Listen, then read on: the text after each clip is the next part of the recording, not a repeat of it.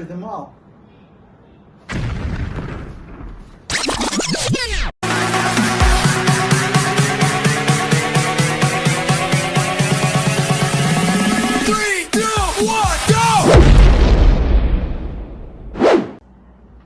Hi guys, welcome back to 032 Kicks by Miller.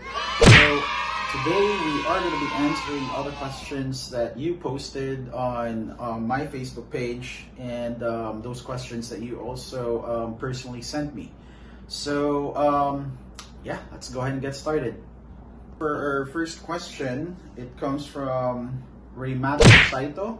Right? So bro, your question is, do you believe Kobe should have won 2 or 3 MVPs in his career? And what's the difference between Kobe and LeBron? Right? So yeah, nice question you've got here. So I guess based on what I remember, Kobe was robbed 4 times, right, for the MVP trophy, right? So he won it during the 2007 and 8 season, right? But during the I think the most significant seasons that he should have been the MVPs would have been like the 2004 and 2005 season, wherein he really played better than Steve Nash, but he was out of the MVP race mainly because he only played 66 games. So I guess that's the only reason why he didn't get that trophy. Alright, so that's the first. And I guess the second would be the 2002 and 2003 season, wherein Tim Duncan actually won that the trophy, but eventually, actually Kobe had more points than Tim Duncan, and I guess their value of the team was just quite the same. So I guess Kobe should have gotten it mainly because he had more points. He averaged more points than Tim Duncan. But for the 2006 and 2007 season, yeah, Kobe also played well. But I guess that was a season wherein Dirk Nowitzki actually carried the Dallas Mavericks, but eventually lost in the first round of the playoffs. But still, Dirk actually had more value than him during that season. So I guess those are like Kobe should have gotten like 2 more MVPs. So he should have a total of 3.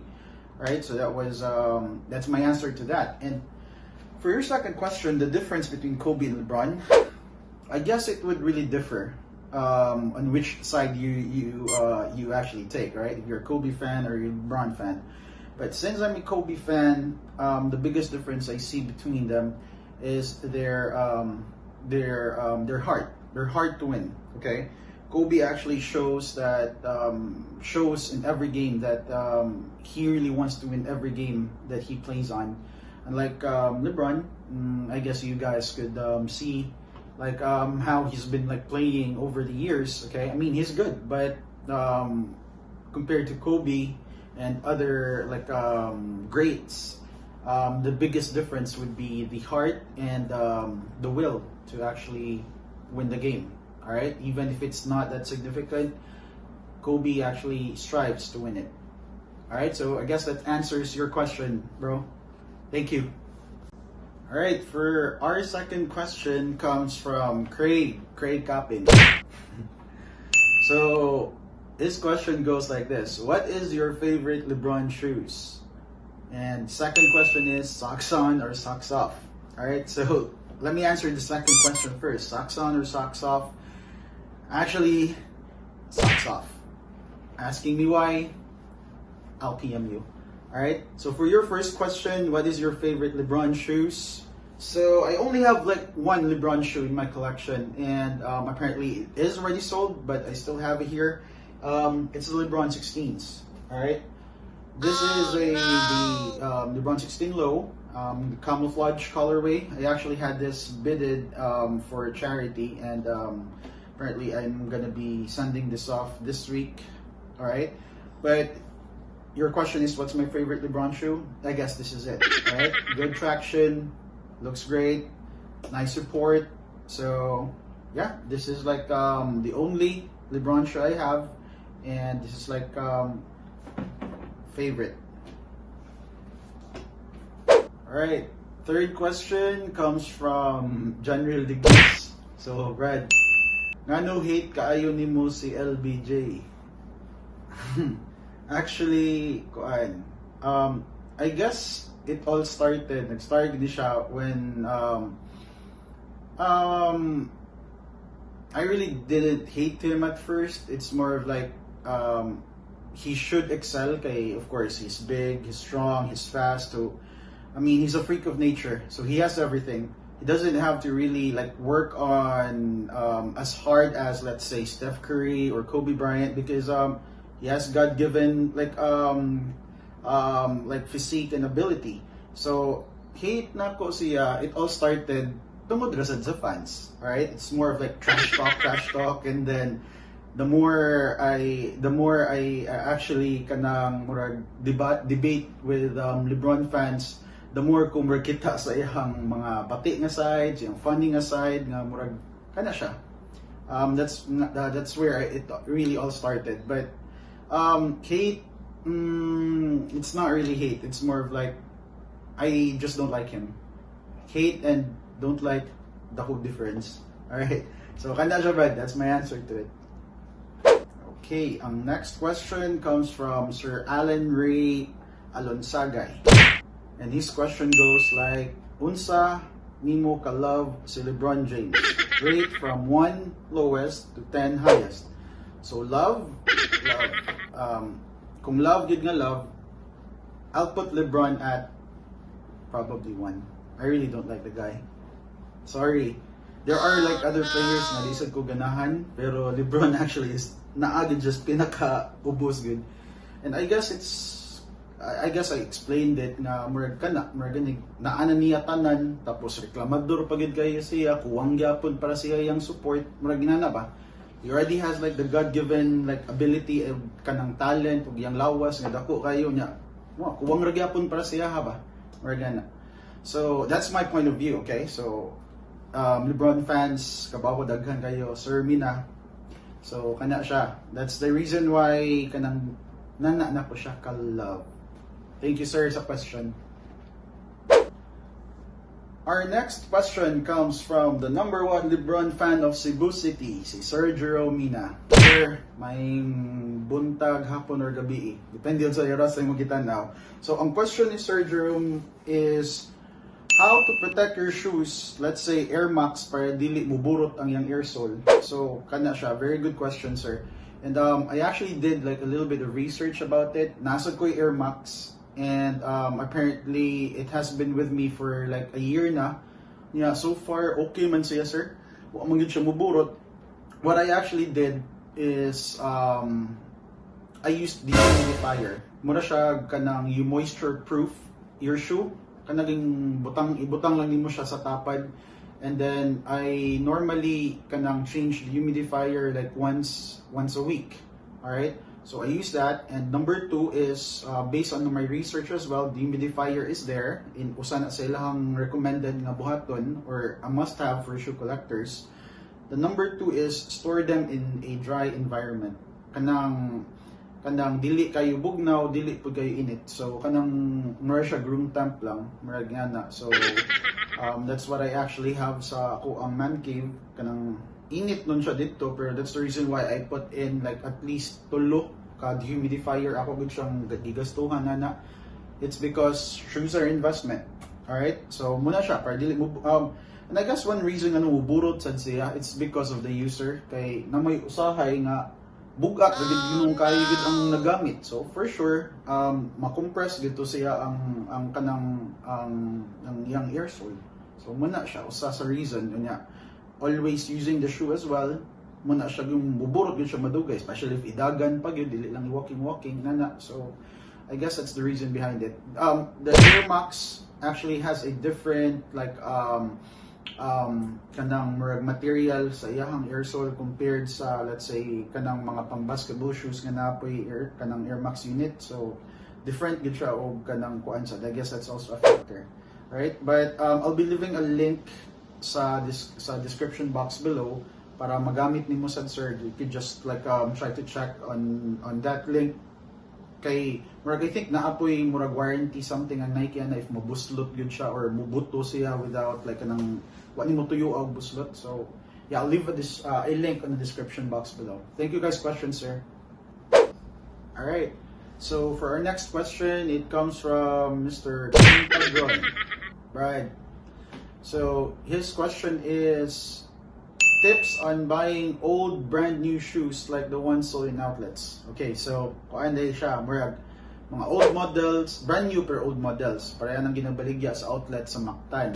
So my tips on buying that, I mean, kung atog outlets, the more ganig for the past 3-4 years na I bought shoes sa outlets. I don't normally buy basketball shoes from there. Kasagaran ako ginapalit are just like kanang mga casual shoes, mga walking shoes. But since Kim is a basketball player, so ako lang tips mo Brad, if you're gonna buy like a pair of shoes gikan sa outlets is number one, try to check if kanang unsa kadugayan na ang model. Alright, if it's a kung paringlitan, let's say katong mga KD ng kasagaran na dito, so katong mga KD nga mga karaan-karaan, I really wouldn't suggest. But then again, pwede sa din mo siya i-check lang sa gid mo gid ang iyahang kanang materials, kung intact pa ba, wa ba liki-liki, wa ba chop off. But what I would highly recommend is if mo palit kag outlets, go for those shoes nga signature shoes sa mga basketball players, mainly because those are like high-end quality nga ilang gigamit nga materials, unlike if moadto kas katong mga let's say Hyperdunk, Mayana. I mean, those are really good shoes when they are kanang bag-o pa, alright, pag-release niya, but nagakaraan siya, I think na muubos man ang iyahang quality, and then napoy bagong technology nga ma-develop. Unlike if kanang mga signature shoes, let's say kanang Pangudron mo may daghan dito, kana for sure nindot gyapon na siya maski pila na siya ka years nga outdated. Alright, so then again, muna siya akong tip if you're gonna buy like old models of shoes. Alright, because I also do have the old models pero dili siya from outlets, I get it from kanang mga resellers from Manila or from other countries. So kana siya. Salamat sa question, Brad. Okay, so ang sunod question comes from Dominic Yaris. Brad Nico, musta na mo diha? Alright, so ang iyang question is very simple. Nanabaday nakadaog sa akong Jordan 11 nga sapatos. Actually, mo declare na ako, then nag-COVID man, nag-lockdown, so I totally forgot about it. But now, there is already a winner. I'm gonna give it to you, Brad. You'll have it. I-PM lang ko or i-text ko kung kano saan hindi mo gusto ipadaan ako diha sa Mandawi. Alright? Salamat kay Brad. For our next question, it comes from one of my best pals, si Sir KX Blanco. Tol, his question is, asay mas nindot? Jordan 6, Jordan 7, or Jordan 11? Actually, nindot siya tanan, but the answer is this. Sa way dapig-dapig gol sa tanan Jordan line, I think this is the best. I can't really discuss everything kay mo taas ug samot ang video, but this is your question on say mas nindot, J6, J7, J11. J11. I know you have this call, and then napo kay Padong J6, makig-twinning na sa kanako. So, yeah, J11. Best Jordan shoe. Right, for our next question, it comes from one of the best cooks of Cebu, si Brother Patrick Calloway. And his question is, out of the 100 pairs of shoes or more, unsa man jud ang pinaka the best ana? Pang basketball o gwapo-gwapo shoes? Alright, so for the best para nako nga basketball shoes na naa sa ako ang collection, the best basketball shoes is the Kobe AD Exodus. I did a video of this like last week, so I actually had this as my best basketball pair. Alright, so to know why, you can check out that video, but this is the best basketball shoe I have in my collection. And then gwapo-gwapo shoes, of course, you need to have an Onitsuka. Alright? Pang konsihal, pang, I don't know, mo nilang gingon, sapatos mga konsihal o mga politiko. But yeah, this is a very comfortable shoe. I don't think napa ni available diri sa Cebu kay as I've been like going to Onitsuka sa Ayala apil sa outlets ug sa SM Seaside and SM City, so I really didn't see this pair anymore. I got this in Hong Kong, so this is one of like my go-to kanang guwapo-guwapo shoes. Alright, you could wear this with pants or shorts. So that's it. Thanks for the question, bro. Alright, our next question comes from one of my best pals, Nino Mir Hipulan. So his question goes like this: what's your training to become a three-pointer? Alright, so mauwaw mo sa Danny boss because I really kanang digid ko maayo mo duwag basket, tiniguwang gini akong style. But just to answer your question, murag na develop na lang gini siya kung like pag itsa-itsa og tres, mainly because I'm not that tall, I'm not that fast, so and I love to play the game, so I have to find a way nga magamit ko sa duwa. So muna siya, nahimo kong shooter kay muna siya akong gi-develop. Kanya over the years po, high school pa ko, nami basketballan tapad sa balay sa Capitol nga kanang dito mi mag-trade shots ko manghod ni Mickey. Unya maabtan mi og mga 11, 12 midnight. So mag-trade siya mi dito walay suga. So ang idea na mo ato is if hingigo ka og ngit-ngit samot na kong hayag. Alright? So that's technically that's how I started or kanang diha ko na murag naon sa about shooting. Pero the main reason why I murag unsagi ko og shooting it's because kana di ko paspas, dili ko maayo og lateral. So ako ay spot up good. Spot sa kilid, nigdawat sa bula siya. Maya siya. Thanks for the question, bro. Okay, so our next question comes from si Kuya Jerry Umiris. Alright? Kuya, your question is, who are your top 5 NBA and PBA players of all time? And why you pick the top one or the GOAT both sa NBA sa PBA? Alright? So, sa akong PBA, so let's start with my NBA top 5. So, my 5th one is Penny Hardaway. My 4th one is Jason Kidd. And then my 3rd is Stephen Curry. My 2nd is Michael Jordan. And my GOAT, or my top one, is Kobe Bryant. And the reason behind that, I know you're a Jordan fan, but the reason why I placed Kobe on top is because kanang nanakoy buot pag sikat ni Kobe. It was 1998 when he was drafted. So, murag ganig, I followed him when he started until he retired. Unlike Jordan, murag, I guess I knew Jordan mga 1992 na, 91 or 92 atong first nila nga run for championship, or yeah. So that's the reason behind it. But technically Kobe and Jordan, they're in the same plateau. All right, for me. All right. So sa PBA, it's gonna be number 5, it's Jimmy Lapag. Number 4, it's Johnny Barrientos. Number 3, it's Mike Cortez. Number 4, it's JJ Brand. And number 5 is Mark Agiwa. He's my GOAT sa PBA. And the reason behind that is he's never never say die attitude, and he never has like my best or my favorite team sa PBA. And I just like Mark Agiwa's like play style and his flair, right? And kana yung style sa dinuan ganahan ko. I try to follow it but di gid kaya, right? And yeah, that's it. That's my answer to your question, Pia. Thank you, Kayo. Alright, so for our final question, it comes from Go Ortega. So, Go, imong question is, unsay top 5 pinaka-rare o pinaka-expensive shoes sa imong collection? Alright, so, mag-start tago sa pinaka-rare. Okay, so, muna siya ang top 5 rarest shoes na ko. So, number 1, ang first is, I have the Jordan 11 Low. Alright? These are like the emeralds. Di ni siya Concords, emeralds ni siya. If you look closer, green ni siya, di ni siya black. Alright? So, this is one of my rare shoes. And then, the next one is the Kobe Protros nga Capri Dame. Alright? So, I don't know pila ka pairs or pila ka tao ang nainani dito sa Cebu, but this is quite rare. And I really spent on this. Alright? And then the next one is the Jordan Force na breads. Alright, so I consider this as rare mainly because I had to like kanang nilinyag ko ani sa athlete's foot.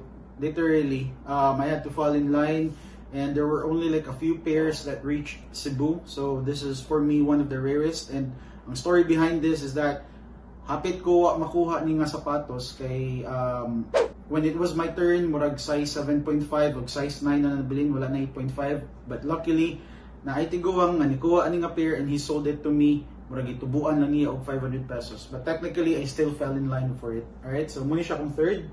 Unya, ang fourth nga rarest shoe nako is this Jordan 1 nga black toe. So I haven't really worn this because yeah, okay, ako siyang gina-protect as much as possible.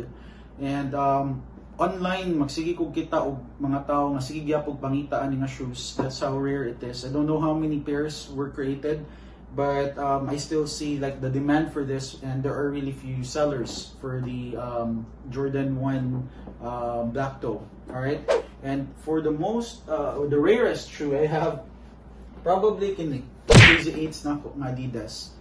This is already like 4 years old, and I got this from Nike. I'm sorry, Adidas Ayala. So yeah, wa na jud ko kita ginani good sukad-sukad, and there are only like a few nga naa diri sa Cebu, and I know there are like others nga online nga nasa US, nasa StockX, but sa akong collection, I would consider this one of the rarest, or the rarest that I have kay ano kay ko kita ginani. But I played ball for like for the past 3 years. I played ball, wa jud ko kita og kapariha gid. So this would be like the rarest. All right, so sa other murag sa pinaka-expensive shoes sa akong collection. Okay, so ang top 5 nga pinaka-expensive, let's start off with this mga Yeezy. Alright, so I have like what, 4 pairs, or I think padung na malima ka Yeezys. So Yeezys would differ kung unsa nga model, unsa nga colorway yung paliton. So muna siya kuan sa pricing niya, but normally it plays at around like 18 to 25,000 pesos ang kada usa. So the next one is kini siyang 4Ds nako nga that I got just recently. So I got this for more or less mga this sells at around 13 to 18,000 pesos. So 4D. So if you take if you do a research, you'd really know how much this really cost. Okay, and then ang sunod would be, I guess, the Jordan 11s. I got this for 18,000, but the retail price is mga 10 kapin rata ni siya. But since it's quite rare, and nakuha sa nako siya o kanang before it was really released, so I got this for like 18 grand, alright, 18,000. Alright, and I got like 2 pairs of the breads. And then this one as well, this is like my, this is the Kobe 5 Pro Tros. Right, so this sells at around mga almost 20, sad mga 18 to 20,000 ang iyang reseller price, because you really can't get this at a retail store diri sa Pilipinas. So I want the shoe, so I really had to pay for it. So muna siya 18 to 20,000.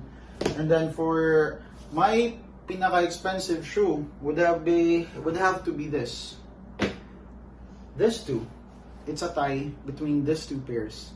So it's the Adapt BB version 1 and Adapt BB version 2. So this actually retails at around 16 to 17,000 pesos. But since you can't really get this in Cebu in any stores, you could only get this from resellers. I got this for 25,000 pesos each. So kada isa nila is 25,000. And yeah, I haven't worn this, and I love this. So yeah, those are like the most expensive shoe that I have in my collection. So thank you kayo guys. Alright, so I guess that's it. Those are the answers to all your questions. Salamat kayo guys for those people who posted and PM'd me for questions, just so that na ako'y mabuhat na video, right, for new content. So thank you kayo. See you in our next video. Right? I'm still thinking of unsang video akong buhaton sunod. So thank you so much. Stay safe everyone. Stay inside, and peace. One eternity later. So pa, imo na ipamanan ako tanan. Lucky ka?